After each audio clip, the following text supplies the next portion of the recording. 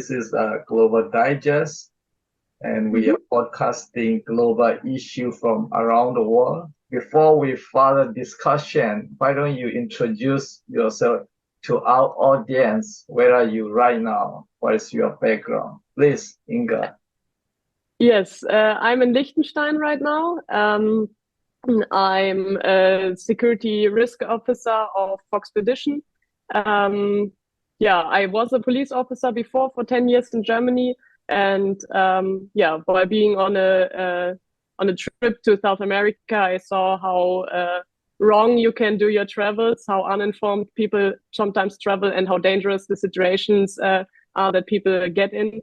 So I wanted to give my experience to other people and make them having safer travels. So you are German or Dutch or Swiss? Which citizen? Yes, I'm from Germany, but we worked and lived in Switzerland quite a long time, and now we're in Liechtenstein. So right now you are running your own company, right? Security risk. Exactly. So what kind of service your company are providing? What kind of safety? We do risk management. So when someone says, okay, I want to go abroad, or I want to send my employees abroad, then we look at the risk which can occur. So we look at the nature hazards, for example. We look at the criminal statistics, and other aspects, also cultural differences, which can be very dangerous if you disrespect them. And then we put it all together in like a risk matrix. And with this risk matrix, we work out how to teach people about these risks. And of course, what measurements we need for this. Then we put up a security concept. And we try to make it as easy as possible, as understandable as possible. Because we also noticed that, especially in security situations or in security in the security branch and industry, they try to make it as complicated as possible. That you, seem super smart, but that's not what people can use, and they have to work with the concept you provide them.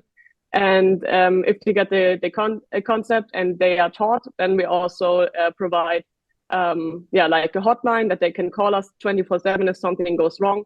And of course, we have a medical concept and the evacuation concept. So if something goes wrong, that we can get them out of the country, or at least out of the danger zone. Yeah, you're operating only in Europe, or it's beyond Europe? Can you reach out in Asia or Africa or America? Yes. How far you can reach out? You can reach out wherever you are. So we work globally. Really? And yes, we have contacts all over the world. And if we don't have contacts yet, we know how to establish serious contacts. So you can reach us everywhere you are. If somebody travel to North Korea, or somebody travel to the Iran, or to Argentina, of course, you still can able to provide service? Yes, especially in South America, because we've been there and we lived there for half a year. We kind of know the situation, or we have contacts there. For North Korea and Iran, we would need a little bit more time to establish contacts, right?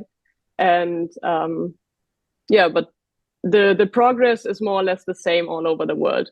And I think we need more or less 2 weeks for all of this, like for the risk management, for the security concept.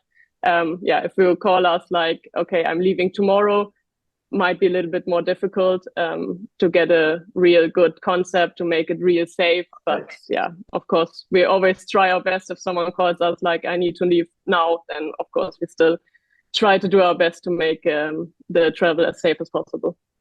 So have you ever been to Asia?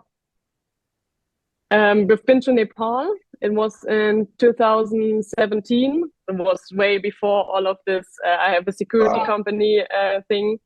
It was an amazing trip. We hiked the Himalaya for 10 days.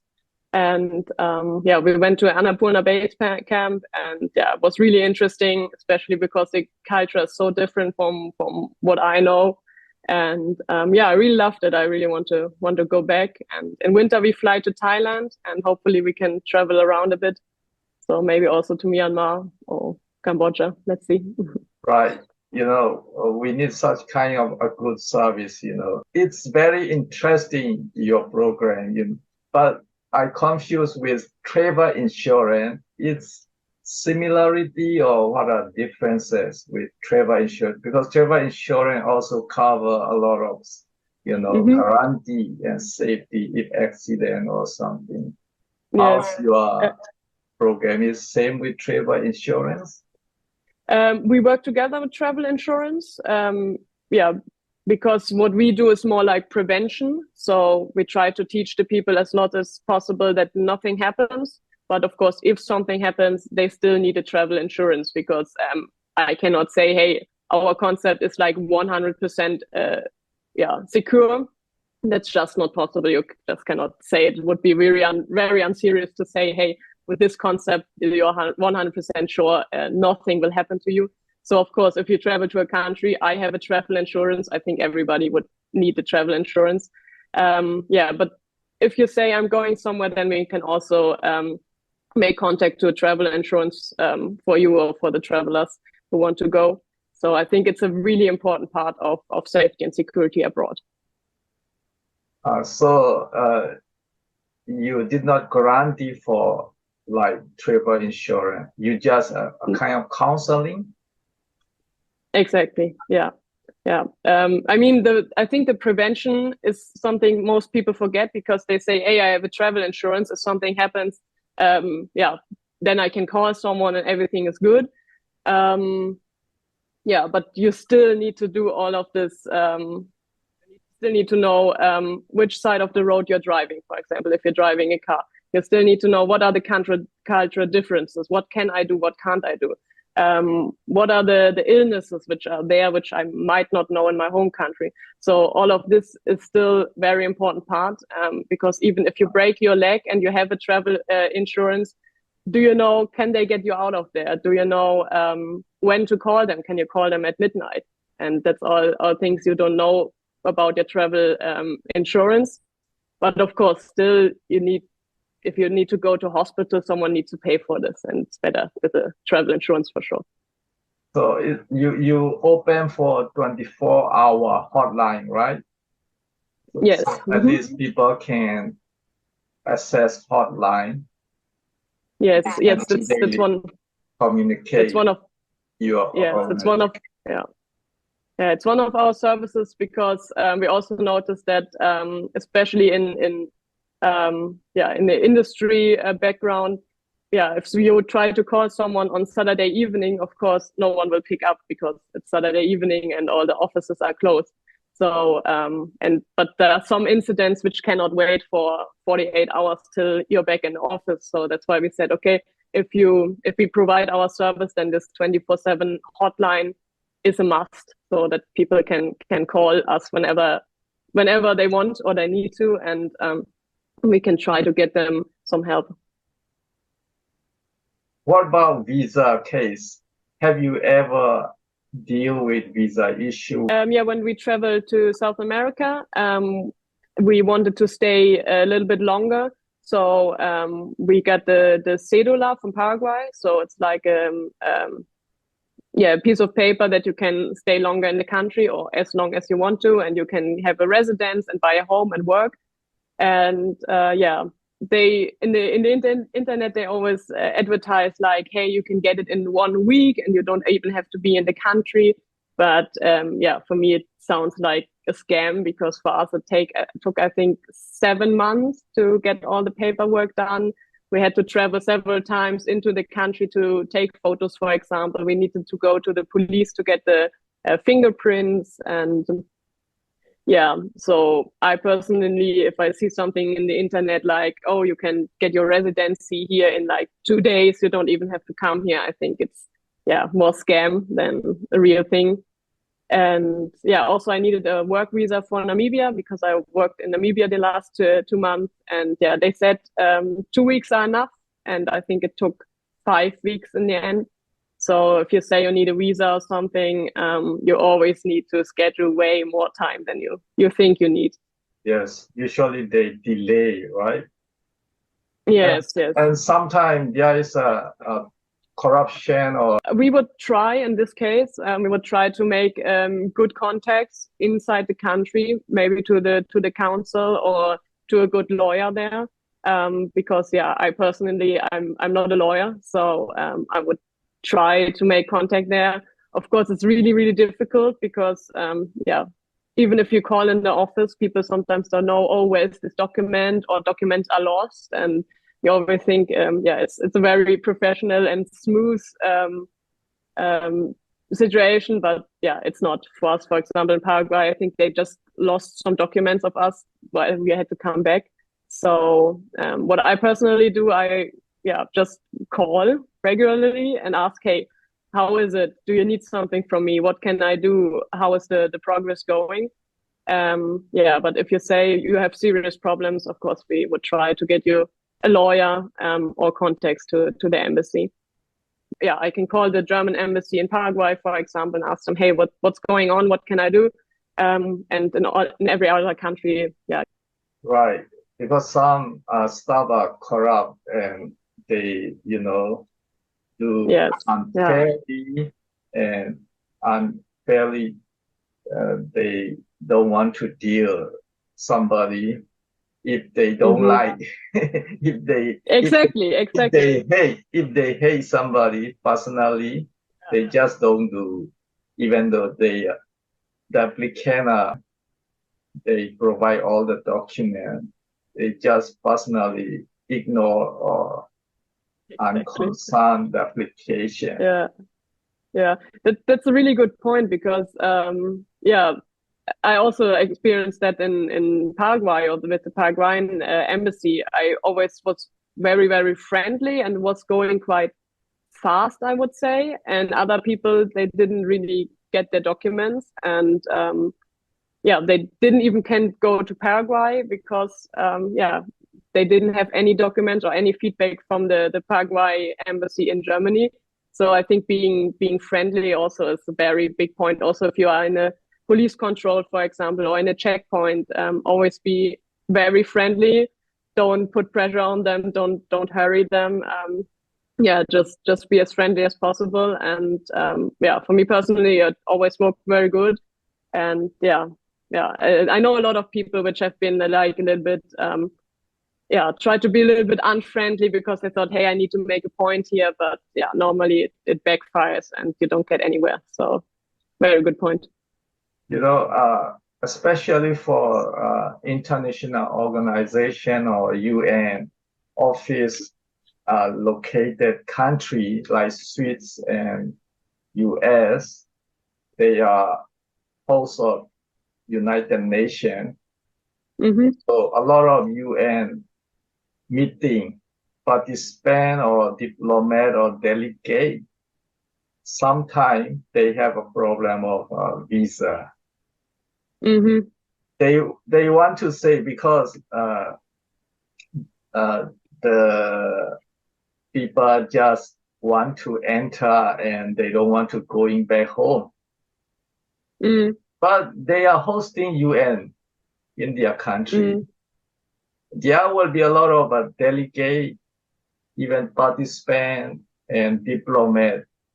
The thing is, whoever relevant to attend the meeting, whatever reason they have to be facilitate, right? According to UN agreement with the host, but they did not follow the agreement. Many the embassy, Swiss embassy or US embassy. So how can you counsel those things? Yeah, I think a lot of problems are the lack of communication and also the lack of respect. I think especially people from Western countries, we always think like, oh, we we go to the countries and we help them, and everybody wants to live like us, and these poor people in these poor countries, a little bit accelerate. But I think that's a big problem of Western society, that we always think we're on top of the world, but there are also people living in other countries. They are very happy. They like the way they live, and they want to live the way they live. And if you go there, you are a guest. You're not going there to educate them or to say, hey, you do have to live like you. You go to another country and you are a guest there. And it doesn't matter if you are an embassy member. It doesn't matter if you're a tourist. Doesn't matter if you are an NGO worker. You're always a guest in a country. So you have to make everything that you fit in. They don't have to run around you and say, hey, white man, welcome to the country. You have to fit in to this country. And I think a lot of people don't think about it if they go somewhere, because they think, I'm the tourist, I'm bringing in the money, I'm the one everybody looks up to because I'm from the Western country. But that's not the way it is. And it's really offensive to be like this. So if you go to a country, and it doesn't matter what you're doing there, you always have to stick to the political rules, to the cultural rules, and of course, to the law in general. And just by communication, and I think respecting these rules, you would make your life way easier to be in a foreign country. And that's also a lot what we try to teach, because I think these are the main problems which occur. Of course, there are also like law problems and just nature hazards or criminality, but I think that's you can just increase or decrease the level of hazards or of danger you have for yourself just by being a friendly, open-minded, respectful person. And we also try to teach that a lot in our trainings. Once there was at the UN meeting, they raised the issue if the host country has so burden. And it's also very expensive in New York and Geneva for UN office. Yes. That's why people ask, why don't you move to cheaper place, to the very cheap country and easy, warmly welcome country? But they don't want to give up that to move the headquarters to other place. They are sticking, no, it cannot move. It should be here. And they are blocking people for UN meeting or issuing visas. Yes. So that is paradox. Yes, yeah. I think especially many cheap country and big territory they can host, and they can let them in whoever relevant to attend UN meeting. I mean, nobody will going without UN without reason or without any ticket or without any purpose to. At least they have to approve some kind of a meeting. That's why they are going there. Without that, nobody are going. At least they should allow them, let them in who are already approved by UN meeting. So, but the host country, they want to keep the headquarters in their place, but they don't want to let them in who are already approved by UN, Yes. Yeah, I think it's a really unfair system. There are, I think, 190 something countries in the world, and only a few countries say, hey, that's what we're doing globally. And it's not a really fair system. And I think especially when we look at climate change, for example, it's not like the big UN countries which have problems with climate change. It always starts with the small countries and the poorer countries and countries which maybe have already problems. And we should listen to them a lot more, and not only to countries which are already quite wealthy. I think we should give smaller countries much more voice than they already, or that they don't have. So in case of, embassy blocking communication, like no reply email, and they stop phone line, or they not let them talk with the concerned person like ambassador? Is there alternative way to communicate with the relevant person? Yeah, like I said, like I did it with Paraguay. I just called like once a week or something, and yeah, always was very nice. And yeah, just asked like, what is the progress right now? Are there any problems? Do you need something from me?